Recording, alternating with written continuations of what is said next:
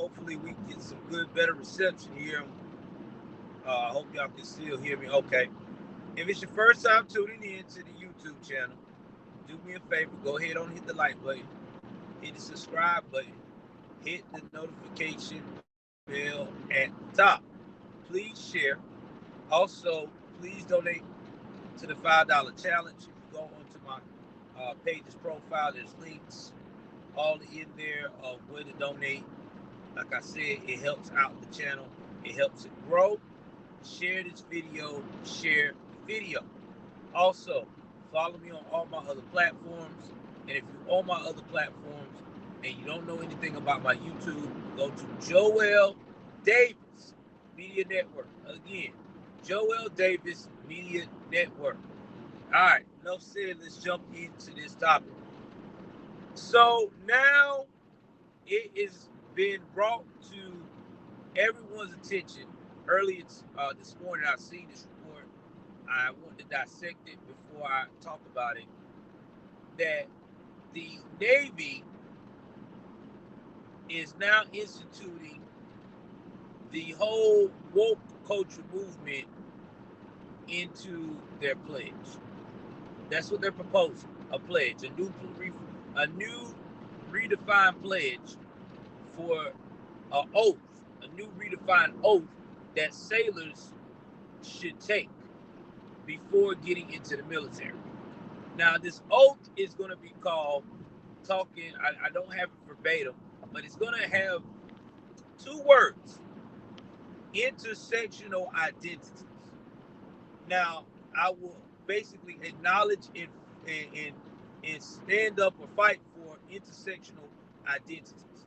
Now, the word intersectional, which a lot of conservatives are talking about, that is controversial, is basically saying saying that you got young kids or young men who joining the military fighting for something that they don't have no idea about.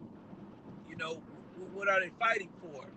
You're not breaking it down in the pledge, for one, and number two, you know, you're talking about you want people to stand up for all this inequality and things of that nature, but why would they have to stand up for it if people just don't talk about it? You know, in the military right now, if you notice that President Biden is proposing currently where if you are in the military, you're transgender, you can take hormone therapy, whether you're trans woman, trans man, you can take these hormone therapy.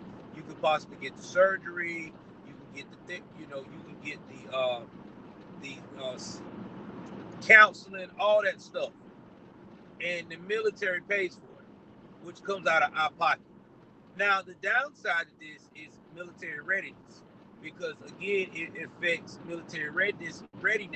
Because if you got some, you know, man out here who wants to chop his member off and become a full-fledged woman through surgery, we got to wait till he heals up before she can do her woman duties. Same thing with, you know, a female. If she decides to add an extension to her post-surgery, you know, wait for her to heal before we can get her to make moves. To me, I think this is all silly. I mean, if you're in the military, serving your country, why are we going to talk about your sexual preference? That should not matter. I mean, it shouldn't matter. I mean, you're telling me that I'm going to be stuck on a deployment with you and or whatever, and the first thing you're going to do is walk in the room and be screaming, "Yeah, I love guys," or "I love women," and all this shit. You know, that's like, you know, guys coming in and say, "Hey, I got through masturbating to my wife's pictures." and shit like that. Stuff. We don't need to know all this. I feel like this woke culture is getting too extreme. Like now you're getting into military, you're getting into things where people do not have to express or should be able to express themselves. You are a grown behind person. Whatever you do in your personal life is your personal life. If you know you are with a lot of heterosexual males that you're dealing with or working with, I'm quite sure the last thing they want to hear is some guy on guy action. If you're working with heterosexual women and you a chick that's a lesbian, I'm quite sure the last thing they want to hear is girl on girl action. I mean, it's a respect thing here, man. I mean, this is what's killing me. It's like they want to put in your head, hey, listen to this. I'm sorry. I don't need to listen to that. It shouldn't be a choice. It should be, if that's what you like to do, you keep that on the low. If you want to dress like a woman, get women clothes, be transgender, that's on you. I mean, communicate with you. I will communicate with you for the purpose of the mission. But when I do communicate with you, I'm going to still call you whatever your name is. If you're a higher ranking than me, and you're an officer, I'm going to call you sir. It ain't going to be no man. Simple as that. I mean, this shit's ridiculous, bro. Intersectional identities.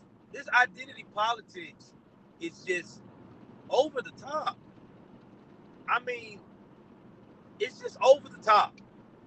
When I hear it, I get angry because it seems like that's all they want to dope us up on, this identity shit. Well, it's 2021. You got to be aware of so-and-so. No, I don't. Listen, I understand. I have nothing against with people's sexuality. I don't have nothing against people's sexuality or preference. But you cannot shove that shit down people's throat. You just can't. People are people, especially in the military. There's a lot of people in the military that comes from very conservative homes. Okay? A very preserved upbringing. They don't want to hear that shit. They don't want to deal with that shit. And even if they do have to deal with it, they're going to deal with it with respect, but they're going to also let you know, don't rub it in my face every 12 seconds. I mean, and that's just what we are feeling. This is the anxiety I feel for these sailors because they're signing up to serve their country. Nothing more, nothing less. They're not doing anything else but serving their country, doing God's work. And they got to come in and, oh yeah, by the way, you got to take this oath, that oath, stand up. Now listen, if somebody's picking on somebody that's transgender or whatever, fine. Stand up, make sure, they don't get bullied or whatever. But all this being all lovey-dovey, open arms, freaking, being an SJ, no. No, I'm out. Especially if it's going to affect the mission. And speaking of affecting the mission, this SJW stuff is going so overblown that we have the Biden administration, the new defense secretary, Austin, that's all he's focusing on. He's focusing on these SJW issues. He's not focusing on getting us, prepared readiness for external threats like China because China has been wilding lately. If you haven't noticed, China has been pushing the waters, and they're going to continue to do so. And then there's going to be other countries too, because right now they look at us having Biden, they look at us as straight weak. They looked at us as straight weak, as dog shit. And nobody sees this. All these Biden supporters, oh, he's so great. Oh my God, so much normalcy. What's normalcy? We got a guy out here kissing everybody's ass, making us look soft, and time when something goes down the way that he doesn't like, we in the war because you couldn't stand up the first time. Man, it's crazy. Anyway, tell me what y'all think. Do y'all think that the Navy is doing a good thing putting this new intersectional identity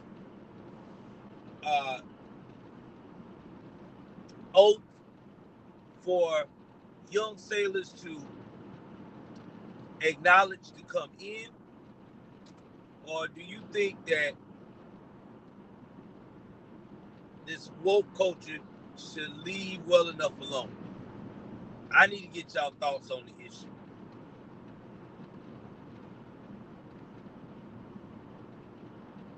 Until then, I'm heading home to give me some nice, lovely dinner to my beautiful wife and my crazy ass kids. I'll holler at y'all later.